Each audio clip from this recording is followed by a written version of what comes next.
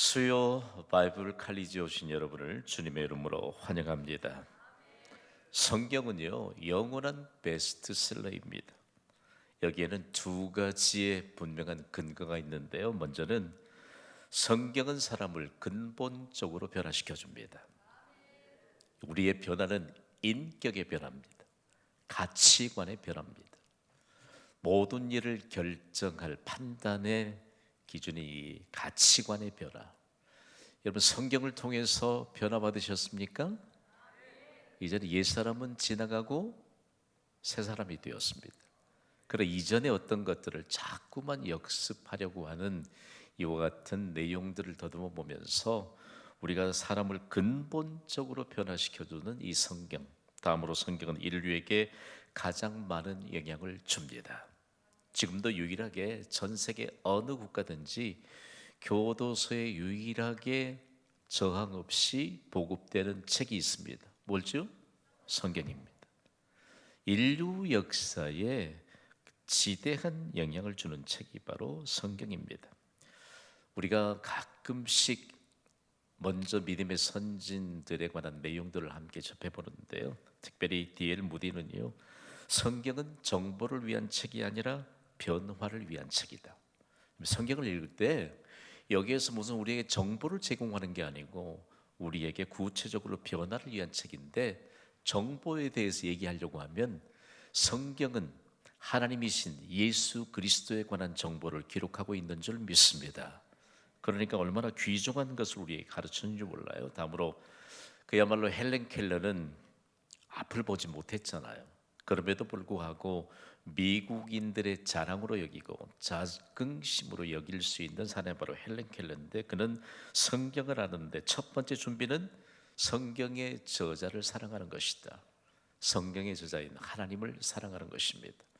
여러분, 혹시 연애 편지 주고 받아 보셨습니까? 재미없는 분들이 많네요. 연애 편지 한번 쓱 읽고 그냥 찢어서 버립니까?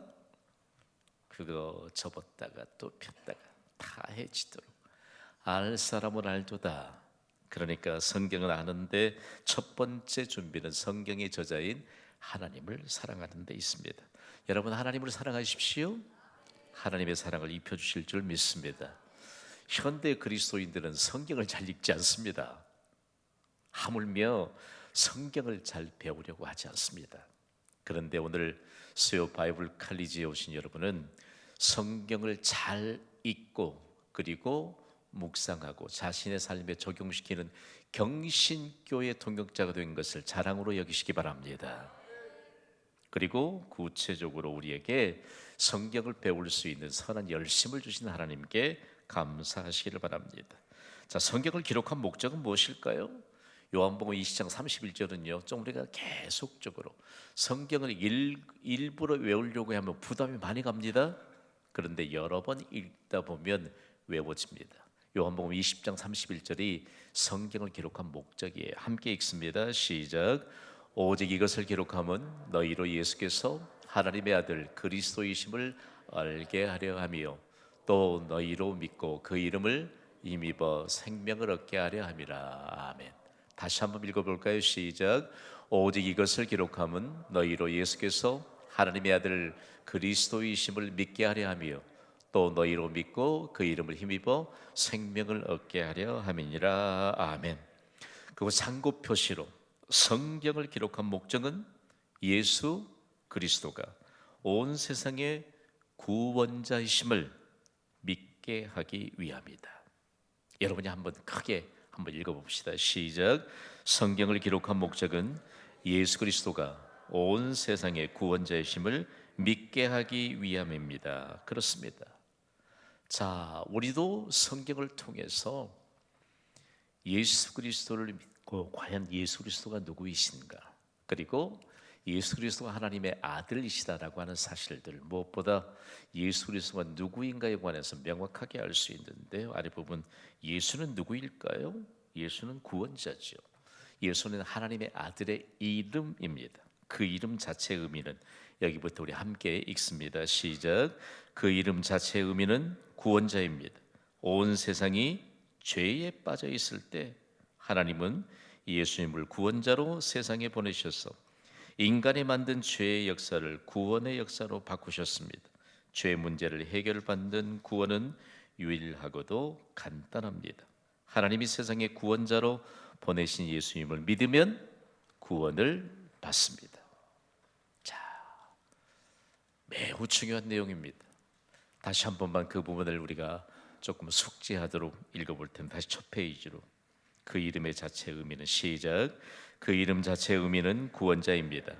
온 세상이 죄에 빠져 있을 때 하나님은 예수님을 구원자로 세상에 보내셔서 인간이 만든 죄의 역사를 구원의 역사로 바꾸셨습니다. 죄 문제를 해결받는 구원은 유일하고도 간단합니다. 하나님이 세상에 구원자로 보내신 예수님을 믿으면 구원을 받습니다. 자, 가슴이 뛰잖아요. 인간은 나면서부터 비참한 죄인의 신분을 가지고 태어났으니까 인류 역사는 죄의 역사로 시작했습니다. 그런데 예수 그리스도께서 죄의 역사를 구원의 역사로 바꿔주셨습니다. 그러니까 얼마만큼 우리가 중요한 인생을 살아가는가라고 하는 사실을 가르쳐 주는데요. 예수님은 하나님의 아들이십니다. 자, 우리가 생각할 때 요한복음 10장 30절에 예수님이 이렇게 말씀하셨거든요. 읽어볼까요? 시작. 나와 아버지는 하나이니라 하신대. 아멘. 자, 예수님이 아버지와 하나다라고 하는 것은 하나님과 동등하다는 의미입니다. 자, 우리가 성부, 성자, 성령 삼위일체 하나님에 대해서 익히 배웠기 때문에 그야말로 예수님은 하나님과 동등하시다, 즉 예수님이 하나님이시다는 말씀입니다. 그러므로 육신적인 아버지와 아들의 관계에 의하면 안 됩니다. 중요한 문제가 하나, 하나님이 예수님과 동등하시다. 그래서 실제적으로 성경에 말씀하는 하나님의 실제가 바로 누구시죠? 예수님입니다. 성경에는 수많은 하나님의 이름들이 있지만 그야말로 예수님이 하나님의 실제로 이 땅에 오셔서 예수님이 바로 하나님이시다라고 하는 사실들을 우리에게 밝히 증거해 줍니다. 자, 그러면 예수는 하나님의 아들의 이름인데 그리스도는 하나님의 아들이 이 땅에 오시면서 하나님이 주신 직분입니다. 어떤 직분이 있지요? 왕입니다. 왕인데 만왕의 왕입니다. 세상의 모든 왕들을 통치하시는 만왕의 왕. 영어권에서는요, King of Kings 하면 그분은 예수 그리스도. 제가 만왕의 왕 할 것입니다. 여러분은 예수 그리스도라고 말씀해 주세요. 만왕의 왕 예수 그리스도입니다. 그러니까 얼마만큼 중요한 직분을 가져왔는지 몰라요. 그래서 우리를 통치하시죠. 그리고 하나님 나라를 통치하시는 분이 예수 그리스도이십니다. 다음으로 어떤 직분을 가져오셨죠? 제사장입니다. 인류의 죄 문제를 해결해 주셨고, 다음으로는 선지자입니다. 하나님 나라, 즉 하나님의 말씀을 선포하시는 선지자로서의 직분을 가지고 이 세 가지의 직분을 모두 감당하셨습니다. 그래서 예수가 그리스도이시다, 왕과 제사장과 선자의 직분을 가지고 오셔서 그 일들, 그 직분들을 통해서 인류의 구원을 완성하시고 영원토록 우리와 함께 하신다는 약속을 하신 분이 바로 그리스도이신 예수님이시라는 말씀입니다. 다음으로 성경의 기원이신 하나님, 성경의 기원은 하나님이십니다. 디모데후서 3장 16절을 우리 함께 읽습니다. 시작. 모든 성경은 하나님의 감동으로 된 것으로 교훈과 책망과 바르게 함과 의로 교육하기에 유익하니. 아멘. 자, 성경의 원저자는 하나님이십니다. 성경은 하나님의 성령에 감동된 사람들이 기록했습니다. 이 사실을 하나님의 감동으로 된 것이다라고 말하고 있습니다. 이게 하나님의 감동은 데오스, 즉 하나님, 그리고 푸네인, 즉 숨을 불어넣다라고 하는 두 개의 단어가 합해졌는데 이것이 바로 하나님의 숨결입니다. 여러분, 하나님의 숨결을 불어넣은 책이 바로 성경입니다. 성경을 펼치면 하나님의 숨결을 느낄 수 있어요.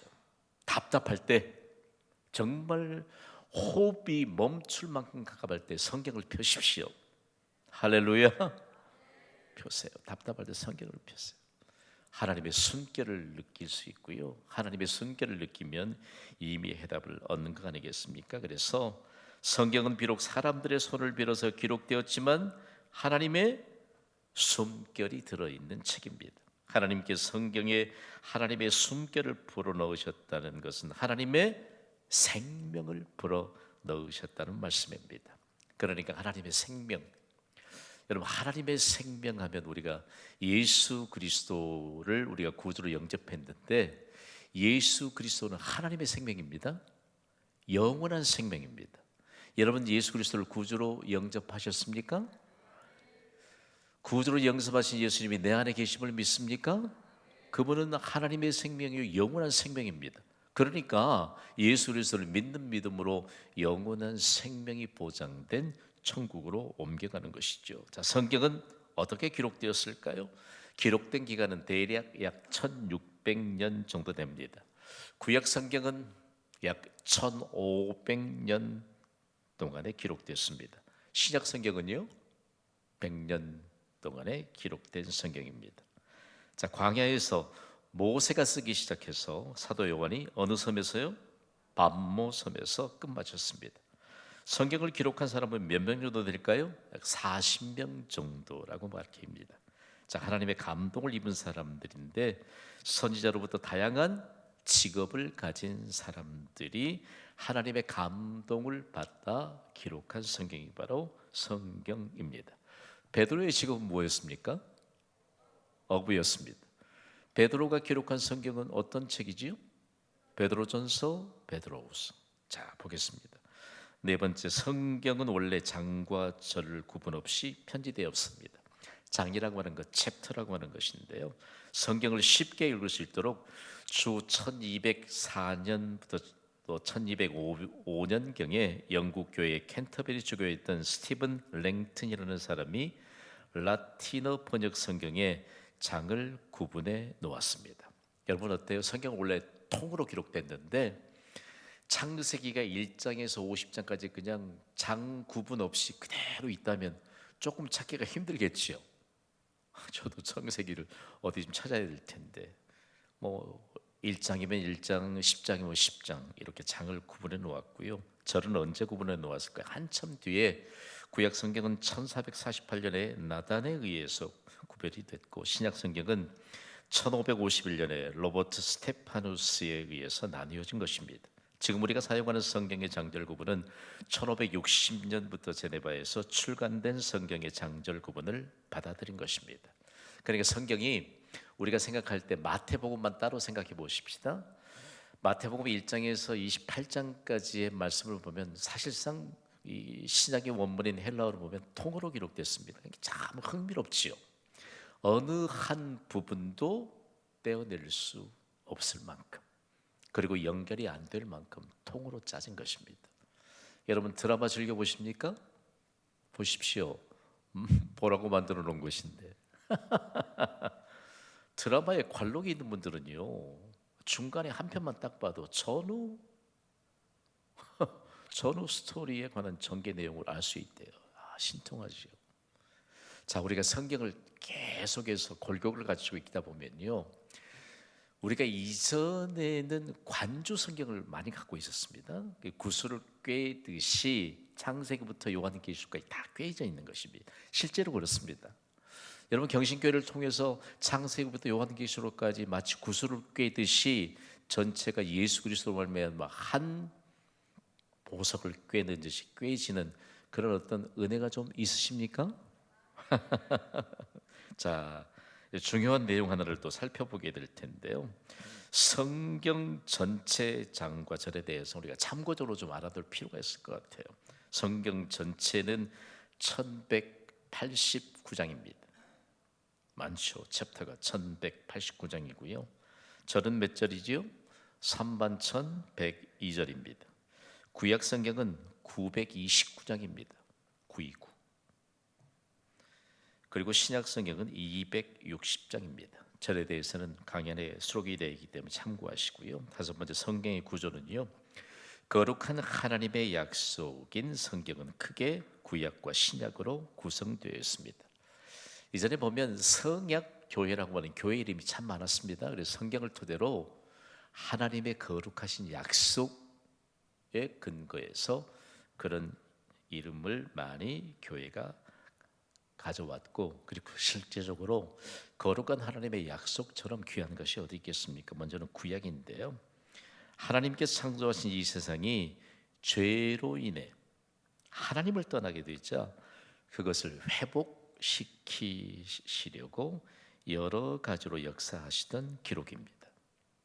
자, 함께 읽어봅시다. 하나님께 시작. 하나님께서 창조하신 이 세상이 죄로 인해 하나님을 떠나게 되자 그것을 회복시키려고 여러 가지로 역사하시던 기록입니다. 바로 이 구약입니다. 여러분 어렵지 않죠? 대단히 중요한 문제입니다. 그러니까 죄라고 하는 것만 우리가 바로 알면 성경의 원저자인 하나님을 얼마든지 사랑할 수 있습니다. 다음으로 신약은요, 구약의 결론인 예수 그리스도께서 오셔서 사역하시고 그 남은 사역을 사도들과 교회가 성령 안에서 확장시켜 나가는 기록입니다. 자, 한번 읽어봅시다. 구약의 결론인 시작. 구약의 결론인 예수 그리스도께서 오셔서 사역하시고 그 남은 사역을 사도들과 교회가 성령 안에서 확장시켜 나가는 기록입니다. 저는 여러분들처럼 영특하고 스마트한 분들을 만나본 적이 없습니다. 자, 우리가 성경을 직접적으로 한 구절 한 구절 우리가 강의하면서 우리가 삶에 적용하는 것이 아닌 성경의 전체적인 내용을 훑어봐도 대단히 흥미진진합니다. 그래서 구약의 결론이 누구지요? 예수 그리스도이십니다. 자, 성경은 66권인데요. 66권으로 구분되어 있는데 하나님께서 잃어버린 세상을 되찾으시는 역사를 기록하고 있습니다. 다른 거 아닙니다. 성경은 창세기부터 요한계시록까지 하나님께서 잃어버린 세상을 되찾으시는 역사를 기록하고 있습니다. 자, 이제 마지막 페이지로 한번 넘겨볼게요. 구약 성경은 총 39권입니다. 39권. 구약의 원어는 히브리어입니다.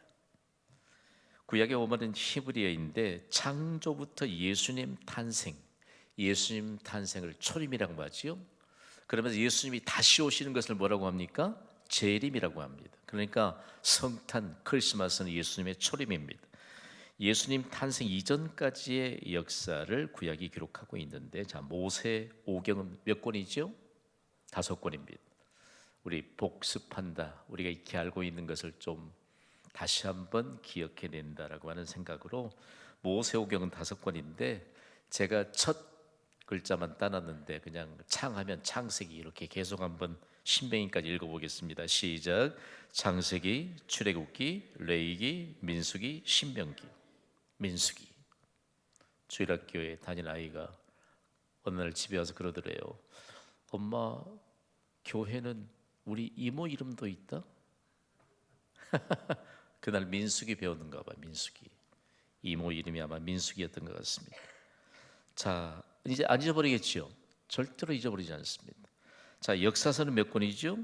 12권입니다. 자, 여기서는 조금 우리가 좀 훈련된 이런 내용들을 볼 텐데 그래도 자신 있게 한번 해봅시다. 여호수아부터 시작.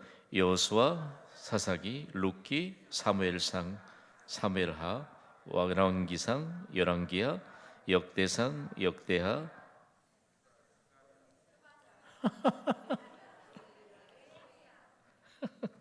그 다음에요. 자, 중요한 내용. 역사서 12권을 오늘 집에 가시거든 성경책 몇 장 넘겨보면 표지 가까운 부분에 다 목록 기록되어 있지요. 목록 기록하면서 일일이 한번 짜 맞춰 보시기 바랍니다. 자, 시가서는 몇 권이죠? 5권입니다. 자, 5권인데 시가서는 매우 중요합니다. 그래서 욥시, 잠언 이렇게 꿰뚫고 외우기도 합니다만 전부 다 읽어봅시다. 시작. 욥기, 시편, 잠언, 전도서, 아가. 자, 다음으로는 예언서입니다. 예언서를 두 구분하고 있는데 대선지서로 그리고 소선지서로 구분하고 있는데 대선지서는 5권입니다. 자, 읽어봅시다. 시작. 이사야, 예레미야, 예레미야이가, 에스겔, 다니엘. 자, 어떤 성경을 대선지서로 구분하느냐? 성경의 분량이 많은 것을 대선지서로 그렇게 구분하고 있습니다. 그리고 성경의 분량이 작은 것을 소선지서로 그렇게 구분하는 것이죠. 자, 예언서 가운데 소선지서는 몇 권이죠? 12권입니다. 자, 여러분 이제 가셔서 성경책 앞을 쭉 바라보시면서 이 내용으로 한번 짜맞추기를 해보시길 바랍니다. 호세아부터. 우리 아들 녀석이 경신교회 주일학교 다닐 때 한 번 갔다 오더니 의기양양해서 왔어요. 아빠, 제가 첫 글자를 딱 해볼 테니까 아빠 좀 첫 글자를 좀 띄워주세요. 오늘 띄워달라는 얘기죠. 그러면 자기가 다 무슨 책인지 설명을 하겠대요. 했더니 중간중간에 막혀요. 그러면서 나한테 내기를 한번 하세요. 구약부터 신약 성경까지. 세상에 그래도 내가 목사인데. 자, 우리가 생각할 때 성경이 주는 이런 내용들을 전체적으로 그냥 반복적으로 우리가 성경 제목을 한번 훑어보는 게 대단히 중요한 내용입니다. 그러면 우리가 선포되는 말씀 중에 등장하는 선지자의 이름들 많이 등장하잖아요. 쉽게 받아들일 수 있습니다. 그리고 중요한 내용 하나는 책을 사면 어느 책이든지 간에 사람들이 좀 목차를 잘 안 읽습니다. 여러분 어느 책이든지 책 사면 목차를 가장 먼저 읽어야 돼요. 목차를 만약에 안 읽으면 그거 진짜 책에 대한 진수를 미리 경험해 보는 중요한 것인데 성경도 오늘부터 창세기부터 마지막 요한계시록까지 목차를 한번 쭉 보시기 바랍니다. 자, 신약 성경으로 가보겠습니다. 신약 성경 모두 몇 권이지요? 27권입니다. 자, 신약의 원문은요 헬라어입니다. 예수님의 탄생으로부터 인류의 종말까지를 기록하고 있습니다. 자, 사복음서는 4권입니다. 자, 4권을 한번 읽어봅시다. 시작. 마태복음, 마가복음, 누가복음, 요한복음. 자, 역사서는 몇 권이죠? 1권입니다. 바로 사도행전입니다. 자, 사도행전은 1장부터 28장까지 기록이 됐습니다만 경신교회에서도 마찬가지로 중간기에 사도행전적인 교회를 세우면서 사도행전은 28장까지 끝나지만 사도행전은 28장에서 끝나는 책이 아닙니다. 사도행전 29장은 누가 써야 되지요? 오늘날 이 시대를 살아가는 그리스도인이 써야 합니다. 여러분이 사도행전 29장을 써갈 수 있는 주역들이 되시기를 주님의 이름으로 선포합니다. 그래서 신약 성경의 역사서는 매우 가슴이 벅찹니다. 다음으로 서신서는 몇 권이지요? 21권입니다. 자, 중요한 거 로마서부터 요한 3서까지를 여러분이 제목을 쭉 한번 훑어보시기를 바라고요. 계시록은 몇 권이지요? 1권입니다. 요한계시록입니다. 그래서 참고적으로 우리가 성경에 관한 내용들을 66권으로 편집됐는데 3 곱하기 9, 9구단 3단을 적용해서 외우시면 쉽습니다. 3구는 27입니다. 자, 그러니까 3구는 구약 성경은 39권이요. 27은 바로 신약 성경인데 그래서 39 플러스 27은 66권입니다. 재미난 에피소드 하나 말씀드릴까요? 좀 긴장하면 여러분 시험은 성령님도 떤다고 하잖아요. 그게 시험이에요.